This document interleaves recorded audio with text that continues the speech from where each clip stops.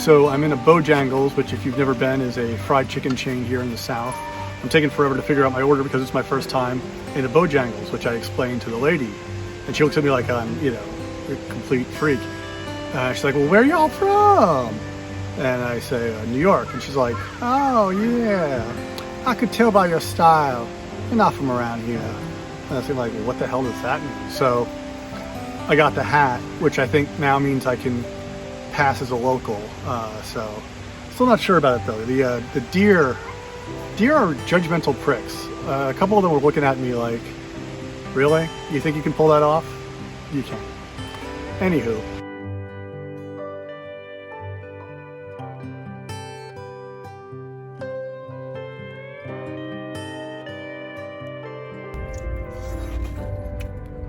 Bojangles chicken was good, including the hot sauce packet is baller. I love that. Very cool.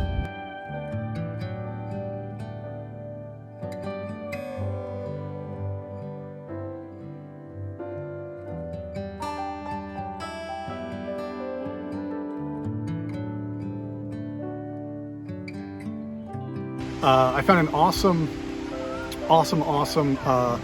dispersed camping site or boondocking site up in the mountains of Pisgah. I spent just 3-4 days there, which I had hoped would be uneventful. Like, boondocking is great because you're really away from humanity. This one was beautiful. It had an awesome view out of the mountains right from the campsite. It was on a road though, so I got like every hour like a car would drive past, usually people looking to find a similar spot of their own.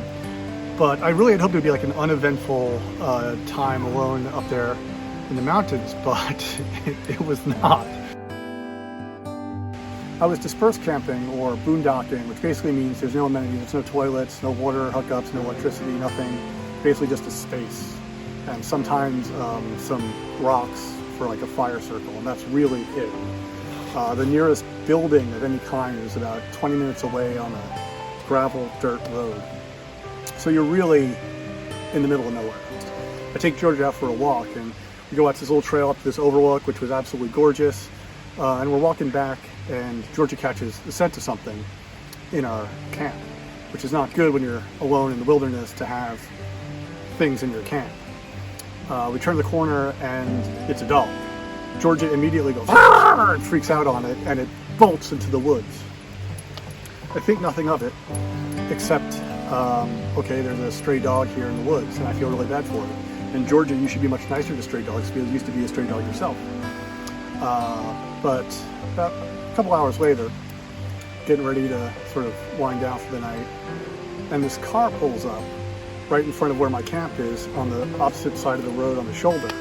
And this guy gets out, and I'll be honest, I immediately sort of reach for the machete because it's a very big road, long road, lots of places you can stop and get out and take a look. It's a little like, okay, what the hell is this guy doing here?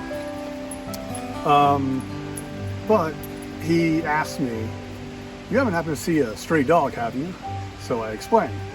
And it turns out about a week earlier, he had been up in the mountains collecting mushrooms, because apparently that's a thing people do, and saw the dog.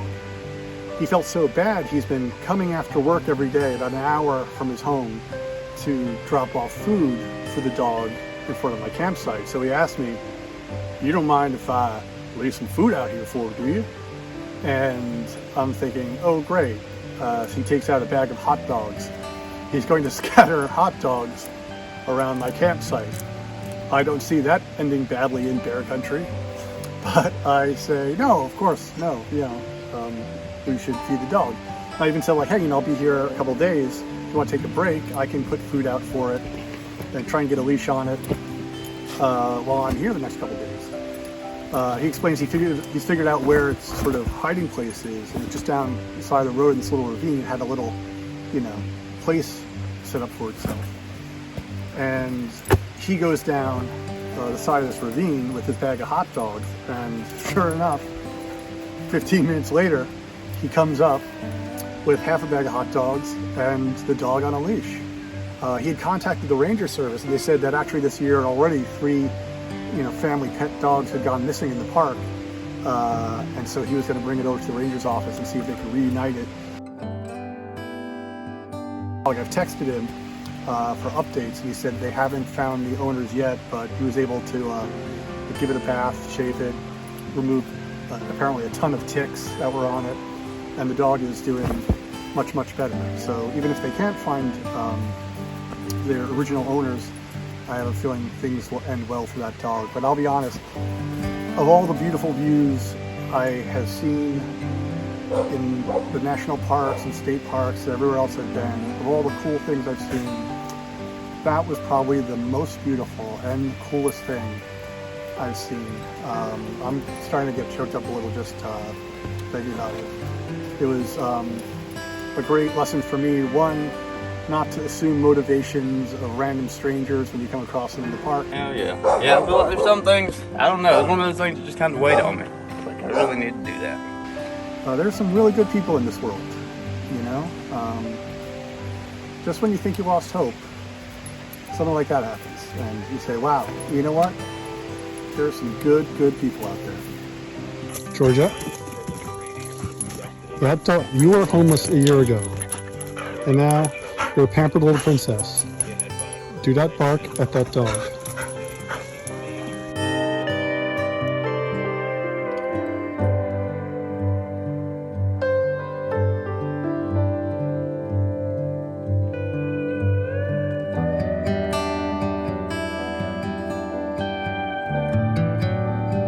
Like the second day, some random guy rocks up to my site and he's like, hey, I got my car stuck in the mud down the road. Do you think you could help out?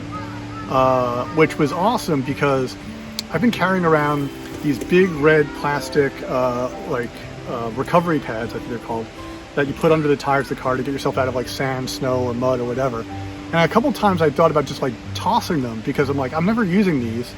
But I was holding on to them because you never know, and it's better to have it and not need than need and not have. So I held on to them. Yeah, I'm gonna try going back.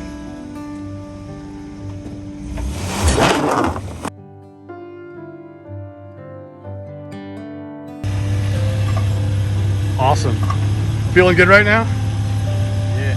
I don't think It was really awesome to be able to save the day, but especially because I was the New Yorker camping, and they were like local North Carolinians who managed to get themselves stuck in the mud. But we got them out, and it was a fun little thing. And I got to try out the recovery pads, which was cool because, you know, I didn't want to get myself stuck in the mud on purpose just to try them out. So this was an awesome way to find out they actually do work. I've been in North Carolina quite a while, and actually I really love North Carolina, especially Western North Carolina. Up here in the mountains, it's been much cooler than it was in Eastern North Carolina. My cousin lives here in North Carolina, and it was great to visit him, see my awesome two nephews and his lovely wife, stayed with them for a night. That was really fun. And then after that, stopped in Asheville, which is an awesome little town.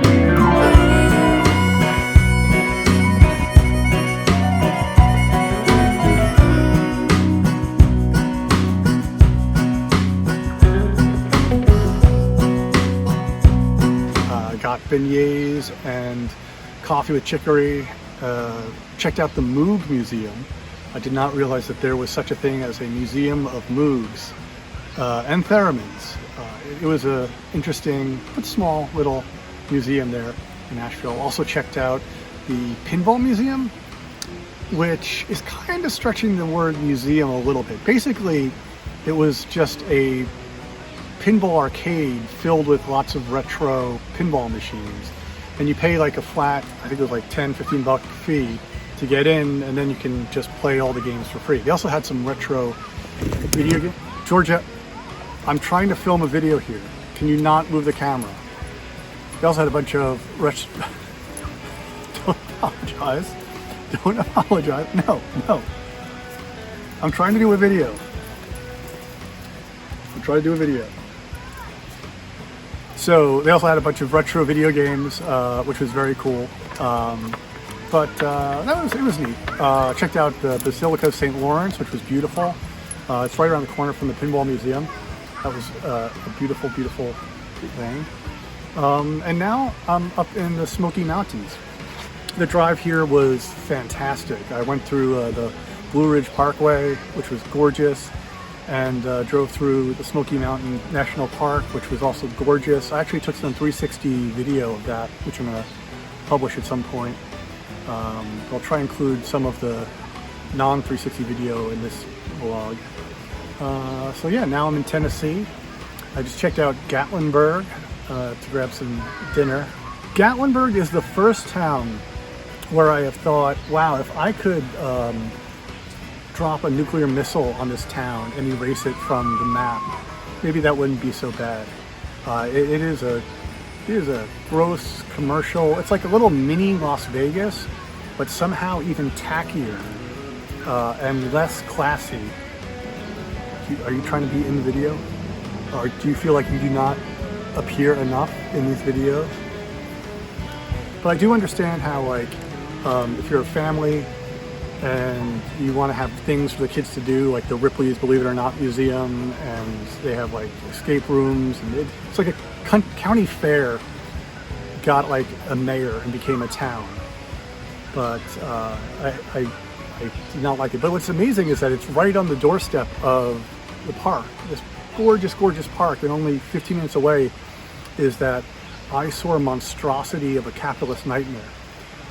But hey, if you enjoy that kind of thing, you'd enjoy Gatlinburg. Yeah, next stop is further west and north in Tennessee. Say goodbye to the nice people of YouTube.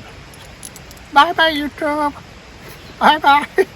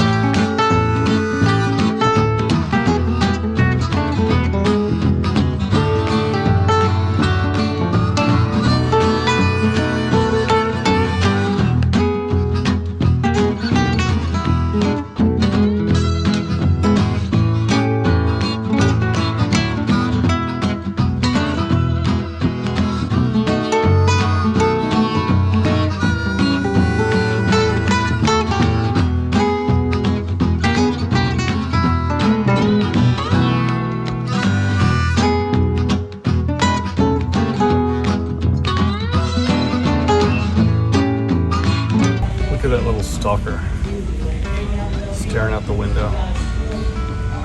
Where'd he go? Where'd he go? Where'd he go? Bring my Kevin back.